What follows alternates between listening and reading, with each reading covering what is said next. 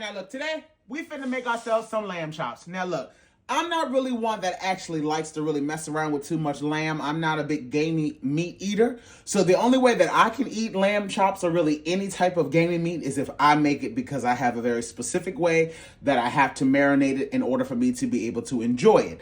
Now, there's going to be a particular step that I'm going to be doing in this recipe that you can choose to skip if you don't mind the gamey flavor. Okay, so just keep that in mind. You don't have to follow every single step, but for those of you that are just making your way into the world of lamb chops or don't really know how you feel about like gamey meats and stuff, I would say follow it the way I'm about to do it today, because it's really the only way that I can enjoy it. So I picked me up a lamb rack, because I actually find that it actually tastes better when you just break them down yourselves versus if you get them already kind of chopped up. So we got that. You're also going to need some buttermilk. Now, again, this is the step that you can skip if you do not mind your food being super gamey. Again, it's not for me, so I'll tell you why we're going to be using that in just a few seconds. For the seasoning, I'm going to be using the steak blend from Kinder's. I'm also going to be using the buttery poultry blend from Kinder's.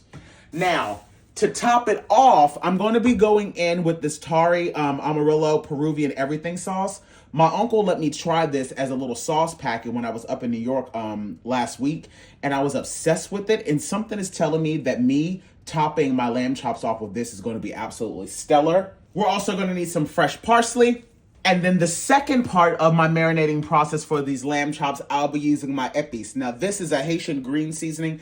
You guys have already seen how I made this, and if you've not, just scroll back a couple of videos and you'll see the recipe. I'm going to be marinating them in this as well. This is going to give it great flavor. So let's go ahead and get into it, child. And don't ask me for no damn ingredient list. Come on. Alrighty, so as you can see, I have a beautiful rack of lamb here. Now, to be quite honest, the fat cap on this is actually not that bad. So I actually might not even bother with taking this off because it's actually relatively thin. So I'm actually not mad about it. They did a really good job with that. This is really the only part of the meat itself that you're going to be eating, this like bottom half right about here. But I just wanted to point this out. When you're going to go cut your lamb chops, do not base it off of the top right here. You actually want to base it off of where you see the bones here. So you're going to figure out where that little gap is, where you see it moving like that. And that's where you're going to make sure that you cut. So that way you make sure that you have even pieces. So let me go on ahead and let me break this bad boy down. I'm just going to go in and I'm going to look for my bone right there. And that way I'll be able to just go straight through. And then I end up with a perfectly cut chop. And that's exactly what you want. So I'm gonna go in now and I'm gonna repeat that process for all of these bad boys. And so I've now broken down my rack of lamb into individual lamb chops. And like I said, as you can see, the fat cap on this is actually not that thick. So I'm not mad about that. And sometimes when you get them, they're super, super thick. So you kind of got to trim it down, but I'm actually not mad about this. I think that this actually looks really, really nice the way that it is. So I'm not going to stress myself out about that. Now let's get these into a bowl. Now, as I said, for me, in order for me to be able to enjoy eating lamb of any kind, I have got to make sure that I soak my lamb in buttermilk. Now, by using buttermilk, that is going to help get rid of that super, super gamey flavor. If you are a game meat lover and you don't mind that flavor, then by all means, you can just skip this particular step and then you can pick up from the next steps. But for me, I have got to make sure that I do this because it's going to be the only way that I'll be able to enjoy it. So what I'm going to do now is I'm going to cover this up in some buttermilk, and then I'm going to place the lid on this and put this in the refrigerator for 1 hour. We're going to do 1 hour in the buttermilk, and then we'll come back when this is all ready to go. And while we're waiting for everything to marinate, we can go on ahead and make our spice blend. So this is just how I like to do it. You can just choose to use one or the other, or honestly, whatever spices you like. But this is the combination that I have found in testing out recipes that I'm enjoying. So what I like to do is I do 2 tablespoons of the buttery poultry blend, add that to the bowl. And then I also like to add in 2 tablespoons of the steak blend, like so, directly to the bowl. And then I go in with a 1/2 tablespoon of some black peppercorn. Do it just like that. Then I have everything in there, put the lid on it, give her a nice little shimmy, shimmy, shake, shake, shake, boom, boom, pow. And then my spice blend is ready to go. And this is gonna be the spice blend that I'm gonna put on the chops before I actually cook them. So that's kind of how I like to do it. And now you can put the lid on this, set it to the side, because that's all we're gonna need. Now, of course, if you're gonna make 2 to 3 whole racks of lamb, then you'll need to make sure that you adjust this accordingly, but this is enough for right now. And as you can see, I've not added in any additional salt because both of these have enough salt as is. It has now been an hour since I've had my chops soaking in the buttermilk. So now what I'm gonna do is I'm just gonna place these on a rack here, just so I can allow some of that buttermilk to kind of drip off a bit. And then I'm gonna rinse out this bowl, and then I'm gonna place these back in the bowl so that we can then do the second part of the marinating process. Now, marinating these in total is only 4 hours. So it really is not that long. Most recipes, when you're marinating pork chops, you're gonna be marinating them for minimum 4 hours, sometimes even 8 hours, depending on what the marination itself is. So don't think that this is like some super dramatic way of marinating lamb chops. Typically, you're gonna be marinating them for almost 4 hours anyway. I'm just breaking mine up into 2 different parts because, again, the buttermilk kind of helps remove some of that bloody, gamey flavor that I just simply do not enjoy. So I'm gonna go ahead and finish this up, and then when I come back, this bowl will be rinsed out, and then we can add them back into the bowl so that we can add the epis to it. I'm now gonna go on ahead and go in and add in about 2 heaping spoonfuls of the epis. Now, there's no right or wrong amount of this. You just wanna make sure that you have enough so that it's covering everything up completely. And now with my gloves, I'm just gonna go in and I'm gonna make sure that this meat is completely covered up in this green seasoning. And you can imagine how incredible it already smells in this house. And these haven't been cooked. They don't even have any of the other seasoning on it. And with that little bit of buttermilk that was residual on there, it's just going to continue to allow these to marinate. And that's exactly what you want. This is going to impart a lot of flavor on these bad boys. I'm going to let these marinate for about 3 hours, and then I'll make sure I kind of go in, keep giving them a little mix around every now and then. But this is what they will look like with the epis on them. This is what you want them to look like. Fully marinated, coated in all of that deliciousness. I'm gonna place the lid on this bad boy, put it in the refrigerator, and set the timer for 3 hours, periodically giving it a nice little mix around.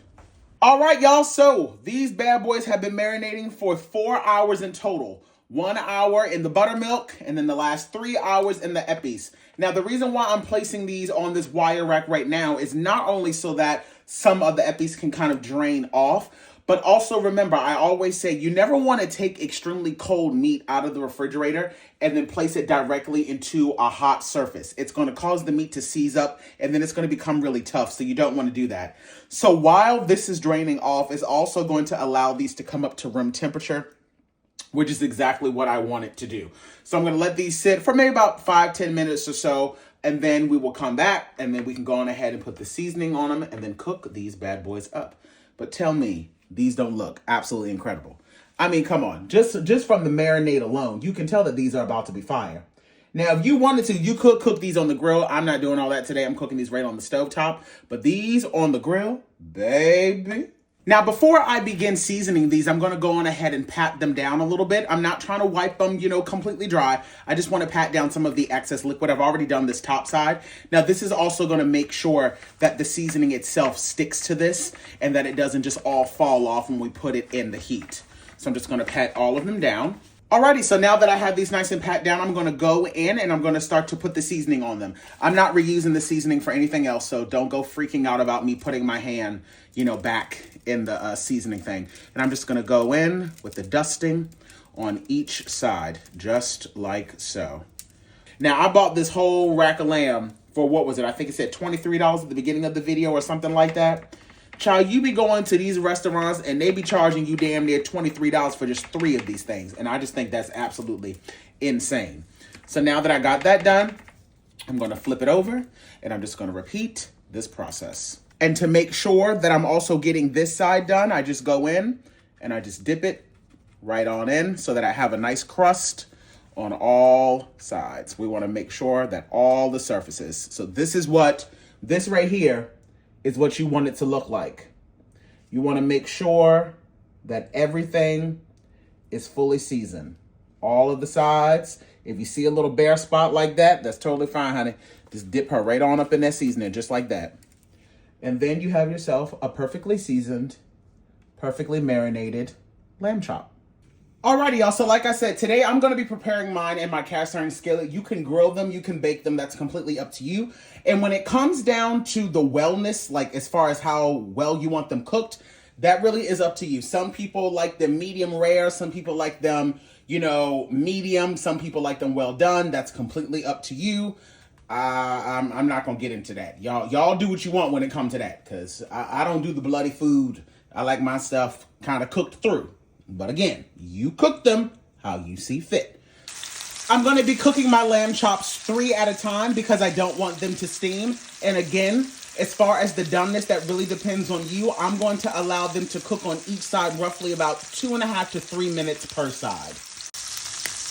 Alrighty, these bad boys are nice and done. This is exactly how I like for mine to look. I don't like to cook them any longer than this because, again, I don't want them tough. But that's what you want your lamb chops to look like. Look at that delicious, the epis, the seasoning. So now I'm just going to sit this to the side and allow that to rest. And I'm going to repeat this process for all of the chops. And now I'm going to go in and I'm just going to top it off with just a little bit of this sauce just right across the top. Just like that. Just like that. With a little bit of the fresh parsley. Boom, boom, pow. And that, my friends, is a lamb chop. I think it's time we go in for a taste test, shall we? All right, y'all. Let's go in and let's taste this lamb chop. Here we go.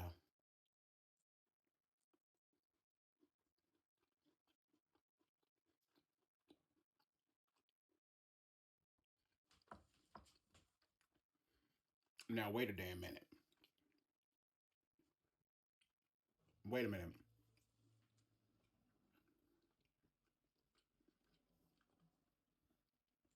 Do y'all see how soft the meat is? Wow.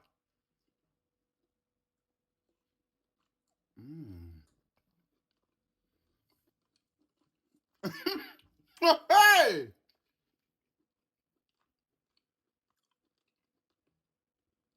I did that. And the sauce, this sauce right here, yeah, the sauce is spot on with it. Oh, yeah! Oh, yeah. Bruh. I went in, topped it off with a little bit of some flaky salt. When I tell you this bitch is tender, it literally just melts in your mouth. It is cooked to perfection. Oh, yeah, baby.